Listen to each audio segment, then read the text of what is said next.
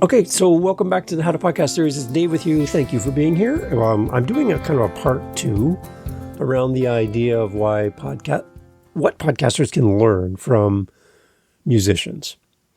Part 1 is already out. That's episode 744.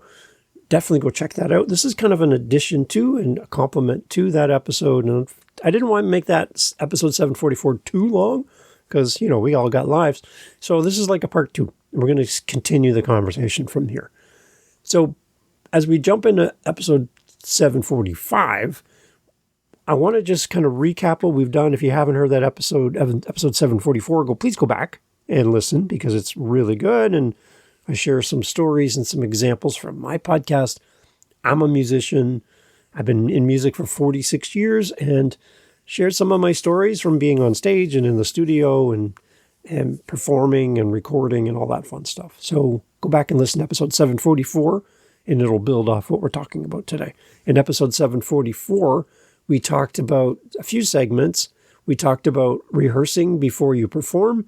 We talked about knowing your part as a musician and as a podcaster, taking turns and letting other people solo in your show, that we listen like a musician when we play off each other, and we suggest we don't control what happens through music and then comparing that to your podcast. So today I want to kind of pick up on that and we're going to continue with the thoughts. So again, if you haven't heard 744, please go back and let's jump into episode 745. I'm glad you're here. Let's go. So in a band, I've been in several bands and we've done band member changes, and that's never fun because you're changing the entire dynamic of the group when you bring somebody new in. And there's 2 approaches to picking a new band member. And I'll give you the 2 approaches, and I'll tell you my filter for whether or not I feel a person's a good fit for the band. So you can have a technically amazing player. Like they have all the gear, they have all the experience, they're just super knowledgeable, and they've been doing it for years. They're like a high-performing player, okay? Really good in a studio. Like they can play anything and do it really well. One take, boom, done. Super efficient. That's one type of person, okay? They bring a lot to the band. They make you sound amazing. And they're really fun to watch and listen to. Like, they really know their stuff. There's another side where there's a person who's not quite as good, but they're just a good hang. Meaning, you could just sit and just hang out with this person. You feel so connected to them. They might not be the best person in the world for their instrument. There might be people better than them. But they're just interesting and fun and light, and you just want to hang out with them. So my filter for when we're choosing a band member for a project that I'm working on is, who do I want to be stuck in a van with for 14 hours between gigs?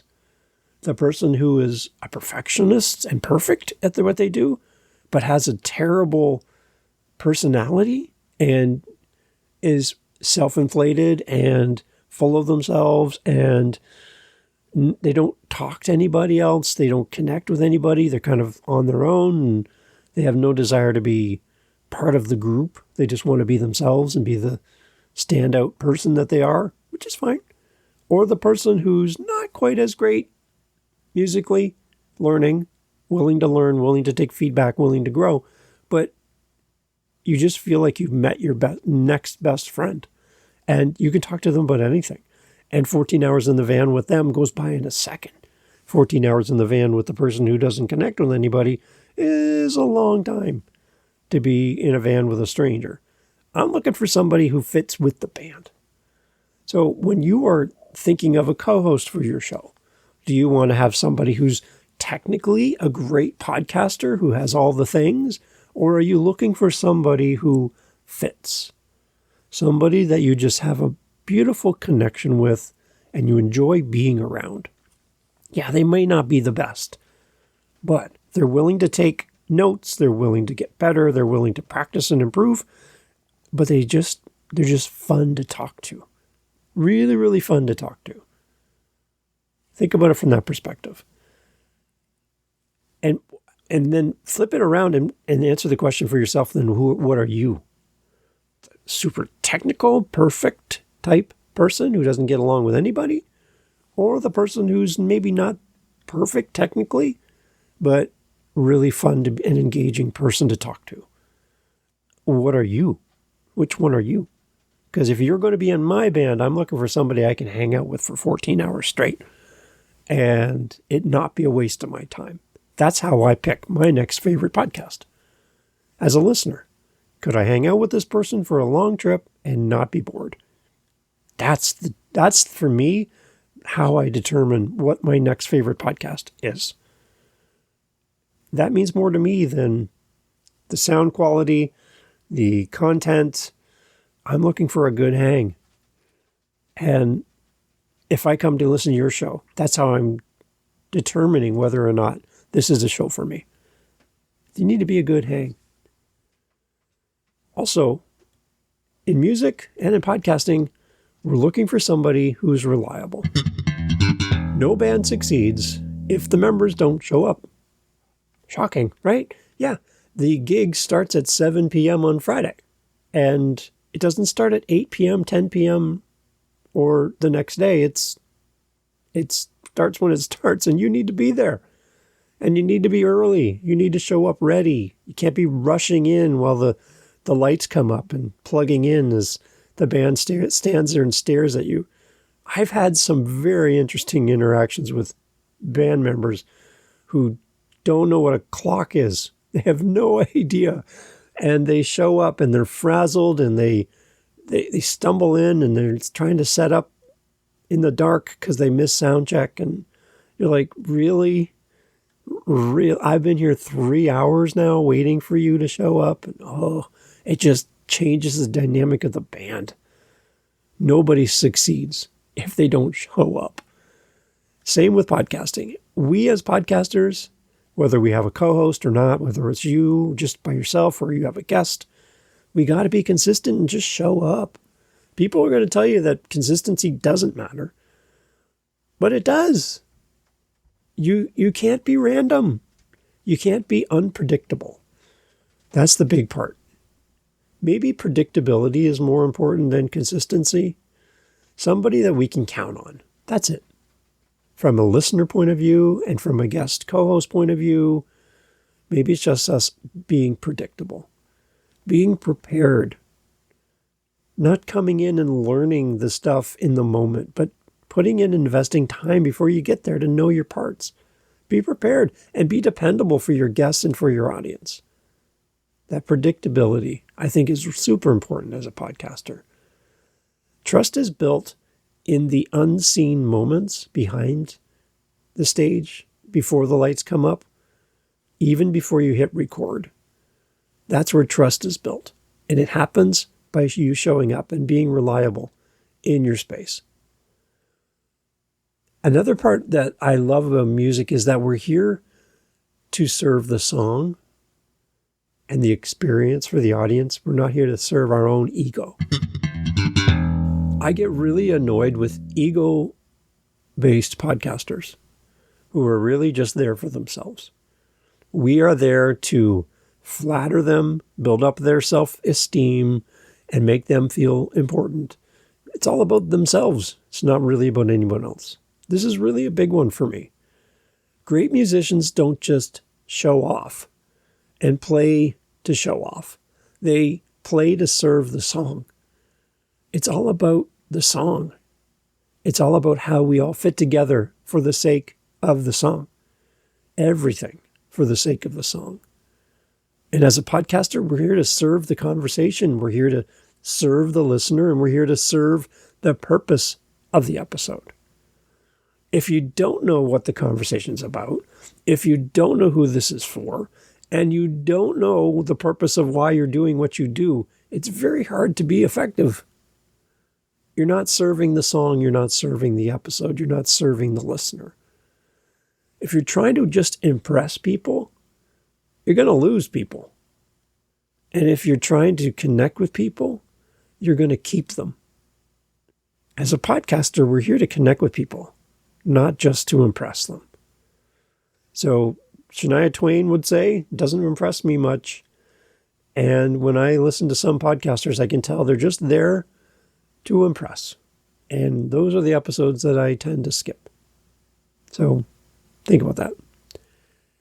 In music, another part that's super important for me as a musician is to understand dynamics and why dynamics matter. One thing that I find in podcasting is it's subtle, but it's not stated enough, is that we need to have dynamics in our podcast. There has to be highs and lows. There has to be flow. There's got to be moments where people are left wondering what's coming next. It can't be just the same thing all the way through. Music isn't all loud. It's not all soft.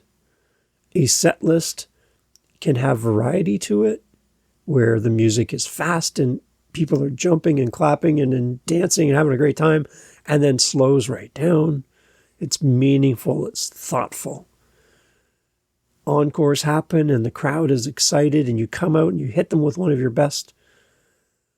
Bands mix in new songs with old classic favorites. There might be a cover tune that makes the crowd go crazy. A special guest walks on stage that no one was expecting. Dynamics matter. And in songs, when we record, we want things to happen in the song where maybe the drums come back a little bit in the mix, so they're not so out front. Maybe the bass just stops, or the bass plays a very simple part instead of something complicated. Not every song just starts full tilt, full volume, bam, and continues the same tempo all the way through and stops. Dead. Boom. There's ebbs and flows. There's things that happen in the song that make people go on a journey. And in podcasting, then we need to do that as well. You can do this in your podcast by varying your tone, change your pacing, use silence intentionally. You need to build your energy and then release it. All of these things are just like music.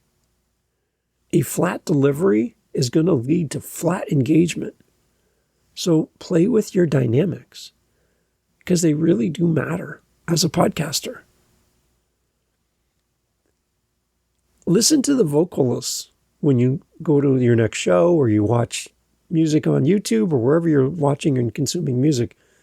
But listen to the harmony that's happening vocally and how the band harmonizes with each other musically. It's really interesting. Harmony is all about blending everything. Everything just fits together. Think of the Eagles, and you have multiple singers and performers all singing the same song. But everybody has their own unique part. Everyone has their own unique voice. But when you mix them all together, you get this beautiful collection of one complete song. It's just amazing how they blend their voices together. When we do our podcast, we're harmonizing with our guest, we're harmonizing with our co-host, we're harmonizing with our listeners. All of these things are happening. On your show, you support your guest's message, why they're there. You add depth without overpowering others in the conversation. You align yourself and you don't compete for attention within the content of your episode. You're there to complement and bring about a great conversation. That's what we do. And when our voices work together, the message becomes stronger. It becomes deeper and more connective. When we know our parts. We're not all singing the same parts. We find different parts that complement what's happening. We harmonize. Go listen to any Eagle song and you'll hear what I'm talking about. Harmony. We need more of that in podcasting, and you need more of that in your show. So learn how to harmonize better. In music, I find interesting music is more connective for me as a listener than overwhelming music. Great musicians don't just play constantly. They play intentionally. Like there's a purpose behind what they're doing. It's not random. Podcasters need to avoid things in their show that keep them from being interesting. Like talking over your guest, or talking over your co-host, or talking over each other. Unnecessary tangents that pull away from what's the goal of the episode is. We need to make every moment count in what we're doing in our podcast. We need to develop our show in a way that's interesting for the audience, but still fun for us to create. Otherwise, it's a job. And our podcasting is not meant to be a job. It's meant to be something that brings and builds an audience around what we do. So make it interesting, but not overwhelming. As musicians, you always got to keep in mind that the crowd is what really matters the most. Because without it, it's a rehearsal, basically. I have played gigs, paid gigs, where it was the bartender, a server, and the band. And nobody. We had one residency where we did 2 nights back to back at a bar in Hamilton, Ontario. And there was nobody. No one. And it was just the bartender again and the server. We did 2 full nights, full sets, put it all out there, played like there was 1,000 people there, and there was nobody. And what we would say in between, because there was no crowd interactions, because there was no crowd, we would just kind of turn to each other and we just had fun. We just said, you know what? We could just pack up and leave, but that's not what we do. So we treated it like a paid rehearsal. And we just did our thing. And we had a great time. Yeah, we would love to have a full house, but it wasn't in the cards that night. The crowd does matter. And as a band, we feed off of the crowd. There's energy that comes back to us. It's instant gratification and instant rejection. If the crowd doesn't like what you're doing, they're going to let you know. You have that dynamic from the stage to the crowd. The crowd matters. Bands play for the audience. You can play for yourself or you can play for the audience. So ask yourself, as a podcaster, does the crowd matter to you? Does the audience matter to you? Yes or no? Is your show engaging? Is your podcast, is your content, is your guest engaging? Is it clear? Would I listen to this? Would I enjoy this as a listener? Would I enjoy my music from an audience perspective? Would I enjoy the visuals and what's happening on stage and the musicianship of what's happening? Or would it be boring? Would I enjoy this podcast as a listener? Because at the end of the day, your podcast isn't just expression, it's experience. Someone's experiencing you, not just listening to you. So identify with the crowd, make sure it matters to them, and make sure you're connecting with them. That makes a great podcast. And kind of to wrap all this up is the whole is greater than the parts. When you think about this, the entirety of what you're doing, whether it's writing a song, performing a song, creating your podcast, recording your podcast, the whole is greater than the parts. A band isn't just the instruments. When you walk into a gig, a show, and you see like the drums are set up, you see the keyboards and piano and stuff off to the side, you can see where the guitars are lined up, ready to be played. Everything is set. The mic stands are up, the lights are low, but there's nobody on the stage, just the instruments. Does that make a band? Does that feel like music to you? It feels like anticipation for me. It feels like there's something going to happen here. A band isn't just the instruments that are on the stage. It's chemistry. it's performance, it's knowledge, it's how they're played. Your podcast isn't just the content. So I want you to think of your podcast as like the instruments up on stage to be played. That's the content.